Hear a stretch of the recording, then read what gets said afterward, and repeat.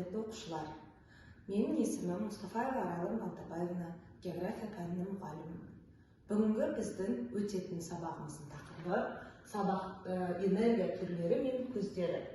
Оқу бағдарламасына сәйкес оқу мақсаты энергия көздерін атау. Сабақты бастамас бұрын бейнероликті сіздерге ұсынамын. Бүгінгі өтілетін тақырыбымызға байланысты мына төмендегі суреттерге назар аударыңыз. Қандай құрылғылар берілген? Бүгінгі тақырыбымыздың жалпы бұл құрылғылармен қандай байланысы бар? Ал енді балалар, жалпы мына суреттерге назар аударатын болсақ, бұл жерде электр қуаты, яғни энергия көздеріне байланысты құрылғылар берілген. Сонымен біздің бүгінгі өтілетін тақырыбымыз энергия көздері. Бүгінгі тақырыбымыздың оқу мақсаты энергия көздерін атау. Бүгінгі тақырыбымызға байланысты мына термин сөздермен таныс болыңыздар. Энергия, energy. Энергия көздері, источники энергии, source of energy. Жаңаратын, возобновляемый, renewable. Жаңармайтын, невозобновляемый, non-renewable. Табиғи, натуральный, natural. Жасанды, искусственный, artificial. Баламалы, альтернативный және альтернатив. Бүгінгі тақырыбымызға байланысты бұл глоссарий, яғни термин сөздер болып табылады. Ал енді мына суретке назар аударатын болсақ, ең алғашқы от жағу тәсілдерінің өзі адам сол кезден бастап өзіне қажетті энергия көздерін ала бастаған. Яғни адамға, тіршілікке қажетті энергия көзі ол күн сәулесі болып табылады. Бірақ ары қарай адамның жылынуына, яғни жылу энергиясына қажетті энергия көзі ретінде олар алғаш рет отты тұтатуды үйрене бастаған. Яғни бұл мына суреттерде ең алғашқы қауымның отты қалай тұтатып жатқандығы берілген. Энергия көзі дегеніміз не? Жалпы адамзат баласына тіршілік үшін қажетті энергия алуға мүмкіндік беретін заттар немесе табиғи үдерісті айтады. Адамзат баласына және тіршілікке қажетті ең қажетті энергиялардың бірі ол күн энергиясы болып табылады. Яғни ағымдағы энергия көздері, мұнай, газ, көмір, бұлар шектеулі болып келеді және тез азаяды. Күн бұл сарқылмайтын және экологиялық таза энергия көзі. Адамдар оны әртүрлі мақсатта пайдаланады. Сол пайдаланудың түрімен таныса кетейік. Күн энергиясының өндірілуі негізінен ең таза, жалпы сарқылмас энергия көзі. Күн фотоэлектрлі күн батареясы күн электр энергиясын электр тогына айналдырып отырады. Яғни мына суреттерде біз күннен қалай энергияны алуға болатындығы көрсетілген. Ерте ғасырлардың өзінде күн энергиясы туралы көптеген ғалымдарымыз, зерттеушілеріміз айтып кеткен. Грек ғалымы сол Архимед қарсыластардың флотын айналар жүйесімен өртеген, сол мәліметтердің бірінде. Яғни осы жерде күн энергиясын пайдаланған. Күн энергиясын механикалық түрлендіруге қабілетті алғашқы күн батареялары Францияда салынған.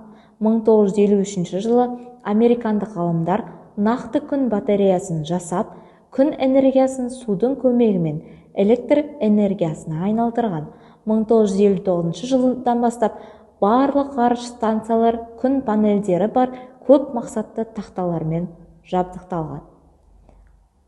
Күн электр станцияларымен таныстыра кететін болсақ, 2007 жылы Испанияның Севильде қаласында күн мұнарасы бар электр станциялары күн сәулесінен су буын алу принципіне негізделген электр станциясы салынған. Электр энергиясы негізінен адамдар өндірген алғашқы энергия көздеріне көмір, мұнай, газ, тағы басқа болса, кейін оларды түрлі қондырғыларды өңдеп екінші немесе қайталама энергия қуатын алды. Оған электр энергиясы, будың, ыстық судың энергиясы тағы басқа жатады. Барлық энергия түрлерінің арасында электр энергиясы қолдануға, тасымалдауға, үлестіруге, барлық шаруашылық салаларында пайдалануға ең тиімді ресурс түрі болып есептелінеді. Сондықтан да оны бүгінгі өркениеттің тірегі деп те атайды. Си бірліктер жүйесі бойынша энергияның қуаты негізінен джоульмен есептелінеді. Күнделікті жағдайда энергияның қуаты ваттпен есептелінеді. Энергия көздеріне не жатады? Энергия көздері негізінен жаңғырмайтын, яғни дәстүрлі, және жаңғырмалы деп бөлінеді, яғни баламалы. Жаңғырмайтын дәстүрлі энергия көздері, яғни жаңғырмайтын дегеніміз қалпына келмейтін, адам баласы қайтадан жасай алмайтын энергия көздерін айтады. Жаңғырмалы, баламалы энергия көздері қалпына келетін, бұлар өздігінен қайтадан толықтырылып отырылады. Жаңғырмалы энергия көздеріне күн энергиясынан, жел энергиясынан, жер қойнауынан алынатын геотермальды энергиядан, ағаш көмірімен қоса өсімдіктерден алынатын биомасса энергиясынан, астықтардан алынатын этил спирті және өсімдік майынан алынатын биодизельмен жұмыс істейтін энергия көздерін жатқызуға болады. Сонымен бірге, әрине су қозғалысының көмегімен өндірілетін гидроэнергия да жатқызылады. Біздің елімізде энергияның негізгі бөлігі ол жаңғырмайтын, яғни қалпына келмейтін энергия көздері жатады. Оған қазба, отын, тас көмір, табиғи газ, мұнай және мазут түрлері жатады. Не себепті? Өйткені Қазақстан жері, кең байтақ жері пайдалы қазбаларға өте бай мемлекеттердің бірі болып табылады.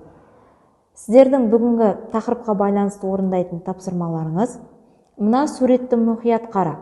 Осы нысандардың әрқайсысы қозғалысын жалғастыру үшін энергиясын қалай толықтырады?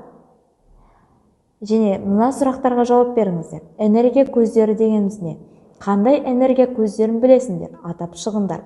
Оларды қалай қолданады? Мысал келтіріңдер. Ғалымдар мен сарапшылардың пайымдауынша, қазіргі таңдағы энергетикалық сұраныстың 37% мұнайдың, 21% көмірдің, 25% газдың, 9% ядролық отынның, 8% баламалы энергетикалық көздердің есебінен қамтамасыз етіледі.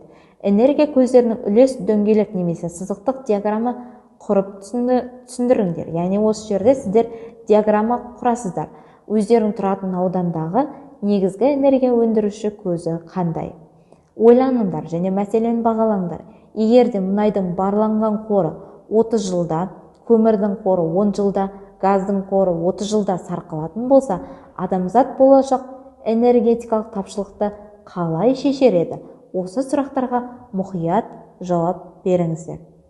Оқушылар, сонымен энергия көздері қалпына келмейтін, қалпына келетін немесе баламалы болып екіге бөлінеді. Оқушылар, қазір біз бірінші тапсырманы орындайық. Workflow платформасына кіреміз. Сәйкестендіру. Жанғыш, тақтатас, троф, уран. Қалпына келетін немесе баламалы. Күн энергиясы, су энергиясы бұл қалпына келетін немесе баламалы.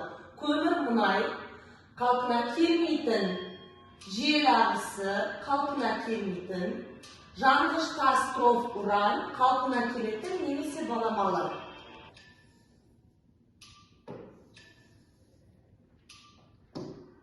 Екінші тапсырма, балалар, суретке қарап энергияның қандай түрлері қолданылады деген сұраққа жауап береміз.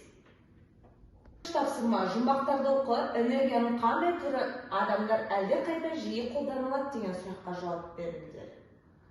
Жанасқанның бәрі үтіктейді, бетін ұстаса тістейді. Жақсы. Жікке ілдім мен өзім, кіп кішкентай, кім көзін. Еректеп еденді, ерендеп келеді, шаң мен тозанды қылғыта береді. Көкшіл айна үйдегі көрсетеді киноны. Сонымен балалар осы жұмбақтардың шешуін айта отырып, Біздің күнделікті адамдар қандай энергияны көп қолданады?